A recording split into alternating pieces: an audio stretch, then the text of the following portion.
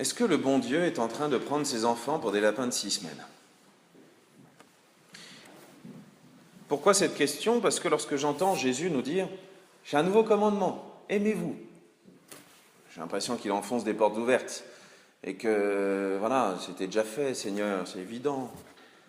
C'est pas comme si on débarquait là, ah, j'ai demandé le baptême, je suis chrétien, ah, il faut s'aimer. Ah ben non, quand même, ça marche pas. Je sais pas, c'est comme si quelqu'un débarquait à l'église et découvrait les commandements en disant « Ah bon, j'ai pas le droit de tuer mon voisin ?» Dommage. Sa tondeuse me dérangeait. C'est tellement évident que quand Jésus nous dit ça, on a envie de lui dire t'as rien d'un peu plus nouveau? Pourtant, vu la manière dont il le présente et le moment où il le dit, c'est que ça doit être important. Vous imaginez, c'est la fin de sa vie publique. C'est la fin, il a passé 2 ans, 3 ans à enseigner à ses disciples des tas de choses importantes, le discours sur la montagne, les béatitudes, la résurrection, la vie éternelle, la rédemption, tout ça. Et là, une fois que Judas est parti, et qu'il ne reste plus que les 11 apôtres qui vont être fidèles et plus ou moins solides, ils vont tous partir comme une volée de moineaux, mais bon. Juste avant qu'ils se fassent arrêter et que la machine judiciaire ou l'erreur judiciaire se mette en marche, comme vous voulez, le dernier message qu'il a, il parle de la gloire de Dieu, donc cette présence de Dieu au milieu, et il dit « Mon commandement, un commandement nouveau, aimez-vous les uns les autres. » Avec une telle présentation, c'est que ça doit être important. Mais qu'est-ce que ça de si important? Parce que si c'est simplement aimez-vous, voilà, comme ah bah aujourd'hui, tiens, cette personne-là me plaît, donc je l'aime bien. Ouais, celle-là c'est ma copine. Ouais, celui-là c'est mon copain. C'est pas très beau, comme c'est pas, voilà, on peut mieux faire. Jésus nous dit, comme je vous ai aimé, vous aussi aimez-vous les uns les autres. Ah, là il y a quelque chose de nouveau. Comme je vous ai aimé. Et lui, Jésus, nous montre l'exemple, et c'est ce qu'il a dit à un autre moment, chez Saint Jean. Il n'y a pas de plus grand amour que de donner sa vie pour ceux qu'on aime, et c'est ce qu'il va faire. Il va donner sa vie pour nous sauver. Et sauf qu'on a envie de lui dire, Seigneur, c'est bien gentil, tu as montré l'exemple, tu nous as montré comment il fallait faire, mais ça ne marche pas mieux qu'avant. Pour reprendre ce que disait le Mahatma Gandhi. Vous ne connaissez pas Gandhi, les jeunes? Non. C'était un Indien. C'était un champion de la paix. Vous savez, pour faire la paix. Et il avait étudié en Europe. Donc il connaissait les chrétiens et il aimait beaucoup Jésus. Mais il disait, autant le Christ, j'admire, mais les chrétiens, on peut mieux faire. Il ne le disait pas comme ça, il le disait beaucoup mieux, mais le fond, c'était ça. Et on a l'impression que les chrétiens ne sont pas très, très solides. Et que finalement, ça ne sert pas à grand-chose. Je pense, sincèrement, que les chrétiens n'ont pas encore relevé le défi, pour la plupart, de l'imitation du Christ.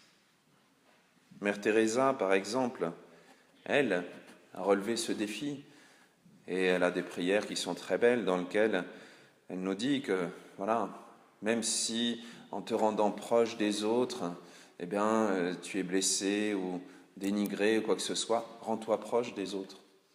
Quand tu rends service, quelquefois ça ne sert à rien, quelquefois tu es utilisé, quelquefois rends service quand même, etc., etc. Elle avait cet amour de Dieu au fond du cœur et cette image du Christ qui permettait vraiment d'avancer. Mais nous avons un problème parce que nous avons du mal à comprendre le mot « aimer ». Ah oui, on est très pauvre en français. On a le même mot « aimer » pour dire qu'on aime bien la pâte à tartiner chocolatée aux noisettes. Vous savez, le truc, c'est une tartine, hein, vous connaissez? Et le même mot pour dire qu'on aime sa maman. Pourtant, on ne l'aime pas de la même manière.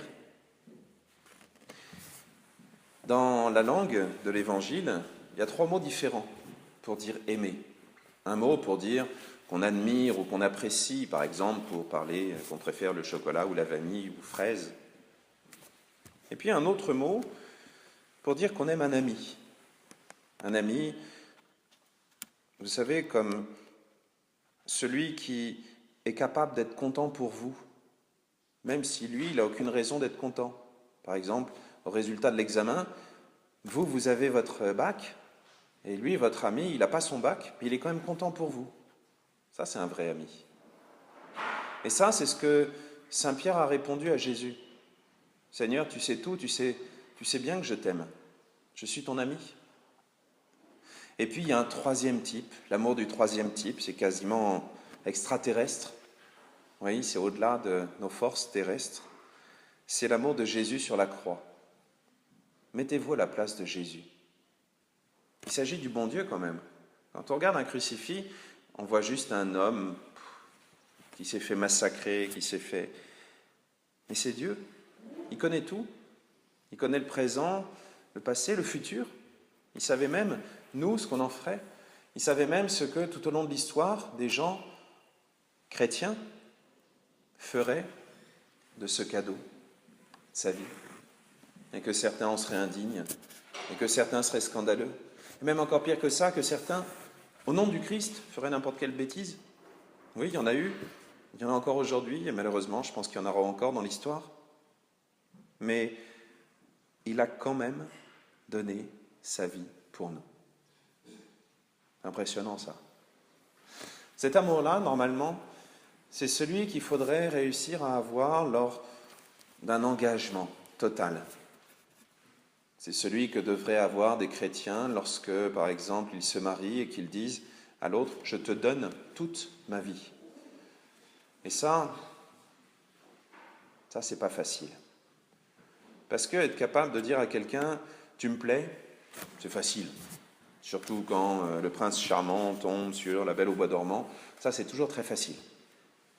Par contre, dire à quelqu'un « Je veux ton bonheur, je veux ton bien », les Italiens diraient « je te veux du bien », ça demande un petit peu d'abnégation. Mais cet amour du troisième type, qui dit « j'accepterai de t'aimer, même au-delà de mes sentiments, au-delà de ce qui est raisonnable, au-delà des blessures et même des séparations », ça, cet amour-là, il est presque impossible. Et c'est cet amour-là que Dieu nous demande. Et ça, franchement, on peut se demander, Seigneur, t'es bien gentil, tu nous as montré l'exemple, tu nous dis, aimez-vous comme je vous ai aimé.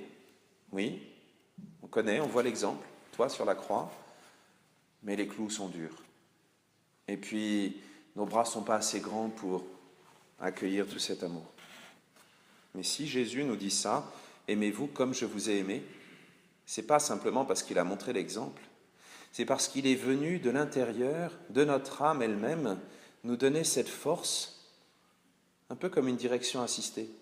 Alors vous n'avez pas encore votre permis, les plus jeunes, mais quand vous aurez votre permis, vous verrez, une voiture c'est pratique parce que quand on essaye de tourner le volant, eh ben, il y a une espèce de moteur à l'intérieur qui fait qu'il y a une grande force qui nous accompagne et qui fait tourner toute la voiture. Et même si c'était un énorme camion, un 33 tonnes ou un camion de pompier avec je sais pas quoi, eh ben, on tourne un peu le volant et ça marche tout seul.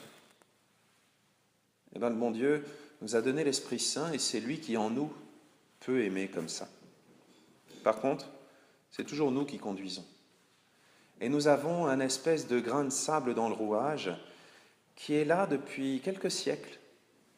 Et malheureusement, nous transmettons, nous les adultes, aux générations qui nous suivent, ce poison. Et ce poison, il a été rappelé dans la première oraison de la messe. Quand on a demandé à Jésus d'apprendre la vraie liberté. Qu'est-ce que c'est que cette vraie liberté ? La plupart des jeunes aujourd'hui, quand vous leur demandez ce que c'est que la liberté, vous répondront avec le titre d'une émission de télé absolument scandaleuse, « C'est mon choix ». Et ça, c'est juste le minimum légal pour qu'un acte soit humain. Oui, si ce n'est pas ce que vous avez choisi, forcément, ça n'a aucun sens, ça n'a aucune valeur.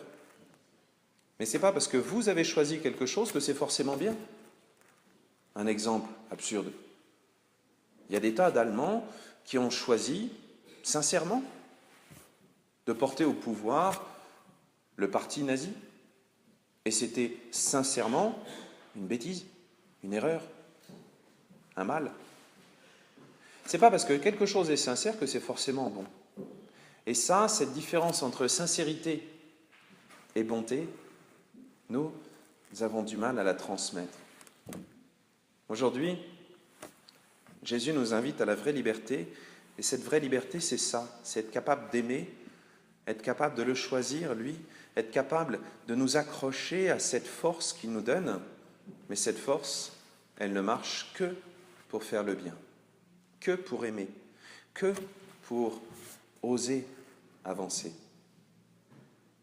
C'est vrai, nous ne sommes pas obligés, Dieu nous a laissés libres, mais la vraie liberté, justement, c'est pas de pouvoir dire « je choisis blanc ou noir » et c'est indifférent. Non, la vraie liberté, c'est être capable de choisir d'aimer, même au-delà de ce qui est raisonnable. Alors aujourd'hui, nous pouvons demander à Dieu de savoir le choisir vraiment. Et ça, nous pouvons le demander parce qu'il est en nous et que c'est lui qui, en nous, nous en donne la force. Que Dieu nous aide à donner un vrai poids à chacun de nos actes, à chacun de nos choix et surtout à chacun de nos engagements. Et au moment où nous avons besoin de prendre ces engagements, n'ayons pas peur de nous tourner vers la croix et de lui demander son aide. Amen.